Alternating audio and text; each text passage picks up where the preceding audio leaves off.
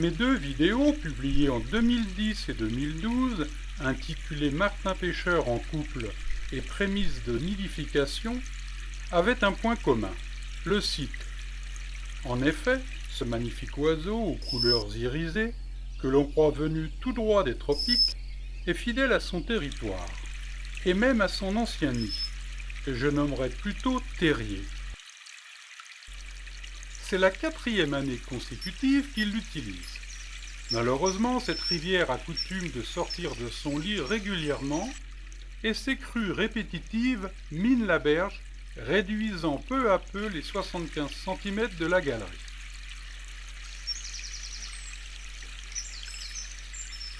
Fin 2014, cette paroi déjà fragilisée n'a pas supporté les assauts constants du courant. Un pan de terre s'est détaché, rapprochant le trou d'entrée à 25 cm de la chambre. Il était improbable qu'une femelle accepte de pondre dans ces conditions inhabituelles, d'autant plus que le mâle va lui proposer plusieurs anciens terriers.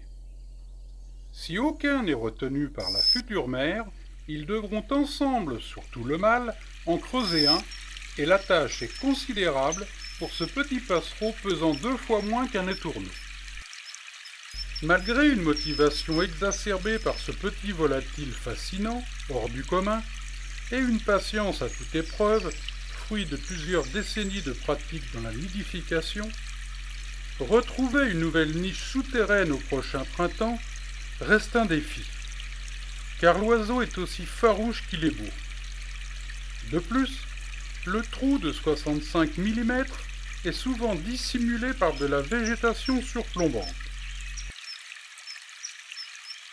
Devant cette berge partiellement écroulée, c'est pas sans émotion que j'ai pris conscience que l'histoire s'achevait.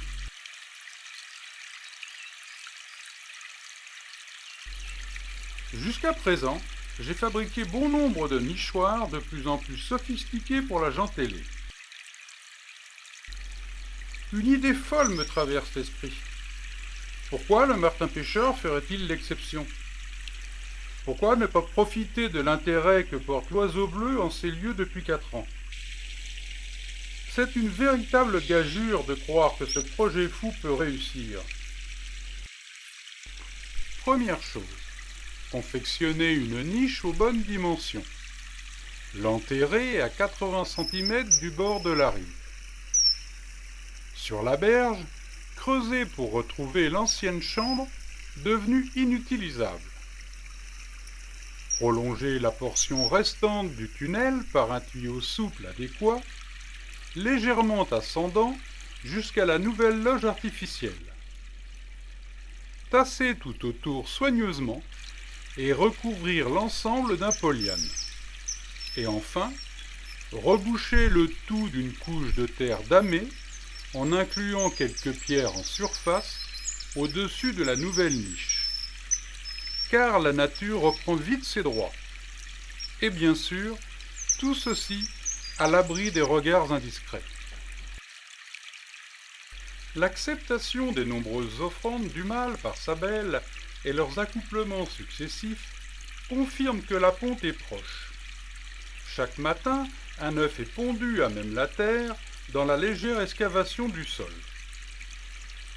Pour éviter des éclosions décalées, la couvaison de 20 jours, assurée par les deux sexes, commence quasiment au dernier œuf pondu. Ceci explique qu'il n'y a pas de différence notoire entre les 6 nouveau-nés. Les images parlent d'elles-mêmes. Certes, le pari est gagné et j'en suis satisfait, également pour la nicher, mais les faits ne se sont pas déroulés aussi facilement. Ma prochaine vidéo portera sur la technique du tournage. Peut-être serez-vous intéressé d'en savoir davantage.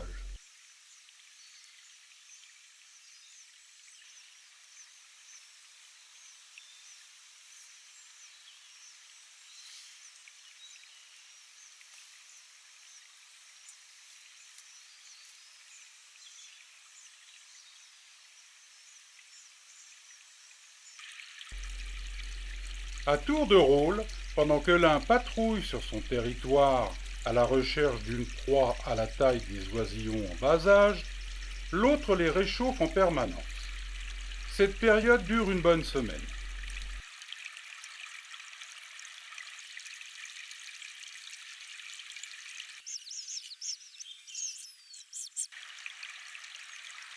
À peine plus gros qu'une alouette, ce petit échassier migrateur fréquente principalement les eaux douces.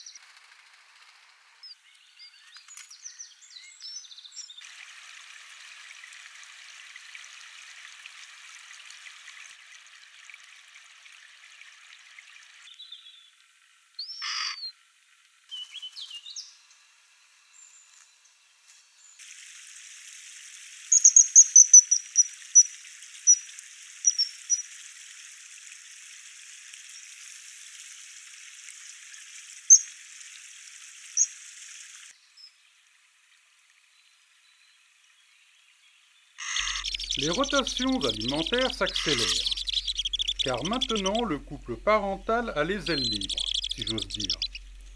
Les 6 oisillons peuvent ensemble réguler leur température interne en restant bien blottis les uns contre les autres. Les poissons rapportés sont présentés la tête la première. Il faut environ une centaine de proies par jour pour nourrir la nichée. On remarque aisément, à l'extrémité du bec, une petite tache blanche. Certainement un point de repère. Une évidence pour présenter convenablement la pitance dans la quasi-obscurité.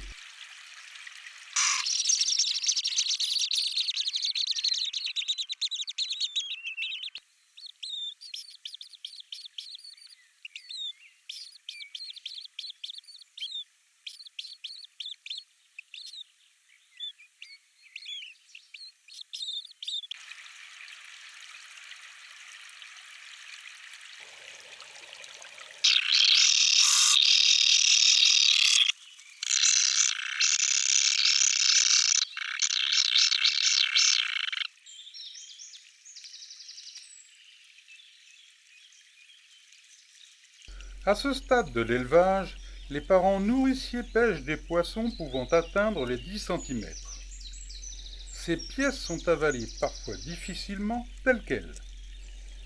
À la manière des rapaces, des pelotes de réjection sont régurgitées. Ces boulettes contiennent les restes des victimes ne pouvant être digérées. Arêtes, écailles et autres déchets se décomposent en fragments et tapissent le sol. Désormais, leurs paupières dessoudées, ils voient la nourriture arriver dans le corridor toutes les 40 minutes en moyenne. Insatiables, ils pèsent maintenant un tiers de plus que leur père de 40 grammes. Ces protéines en réserve vont servir à une pousse rapide du plumage, car dans seulement 72 heures, les plus hardis pourront découvrir l'extérieur et ses multiples dangers. 50% des frères et sœurs meurent par noyade dans les 15 jours qui suivent l'envol et même avant leur première pêche. En 2010, 3 jours après leur sortie, il ne restait de la nichée de 7 que 4 juvéniles.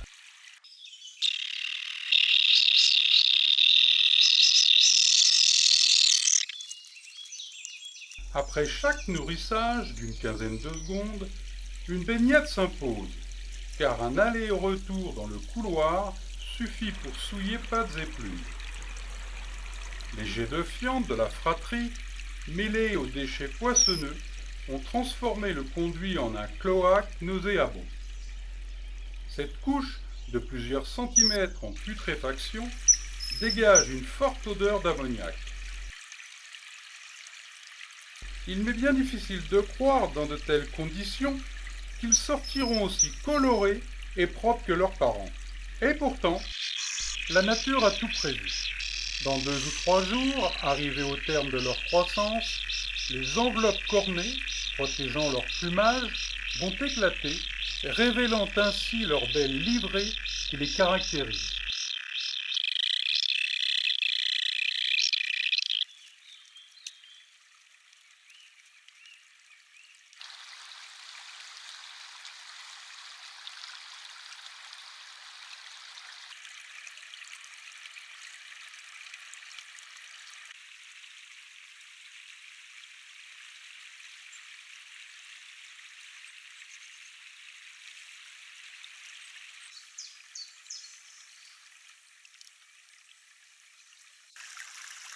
Si près du départ, il serait imprudent de ma part et irraisonnable de revenir filmer une dernière fois.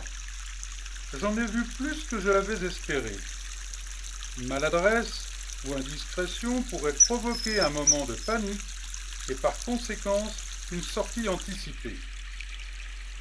Il est temps de tout refermer délicatement et laisser au jeune Martin quitter définitivement l'obscur berceau tout naturellement.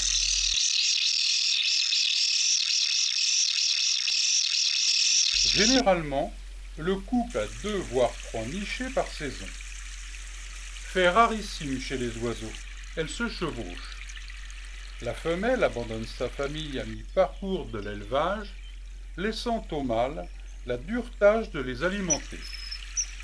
Pendant ce temps, non loin de là, elle commence une deuxième couvée dans un autre terrier. Visiblement, c'est la dernière, puisque la mère est toujours fidèle au poste.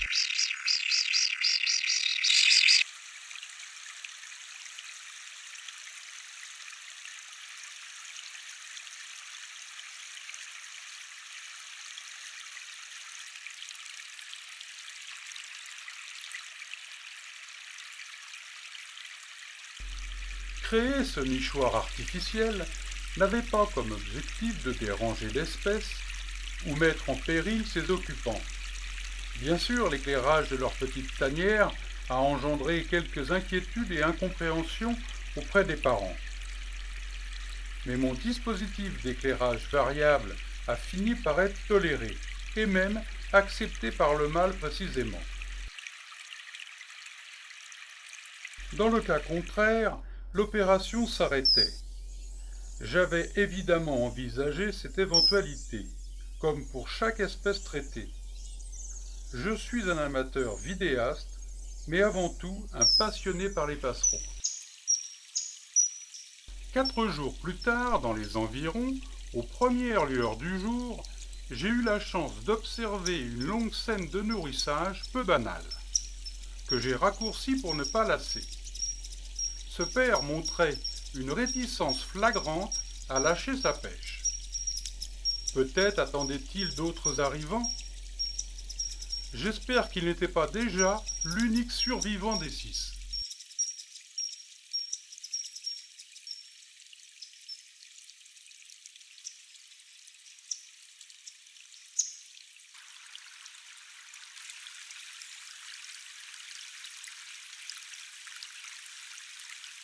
Octobre. Mon addiction au martin pêcheur est plus forte que je pensais. Un seul remède est efficace. Et me voilà reparti pour une visite au barrage. Après une demi-heure d'affût, il est là, à quelques mètres. C'est un juvénile, reconnaissable aux pattes encore légèrement foncées. Mais le maître des lieux arrive bruyamment pour le déloger du poste tant convoité.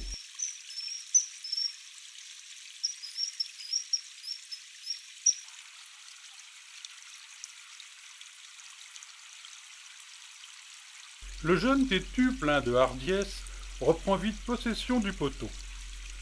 Les nombreuses intimidations de son géniteur pour l'expulser de son territoire restent sans effet. C'est la règle chez cette espèce. Dans quelques semaines, il va découvrir son pire ennemi, invisible de plus, si redouté par les femelles qu'elles migrent vers le sud pour des températures plus clémentes. Les mâles, tant qu'ils peuvent chasser, restent en place, en défendant vaillamment leur portion de rivière. Quand les hivers sont rigoureux, quand des vagues de froid persistent, les eaux gelées déciment bon nombre d'individus.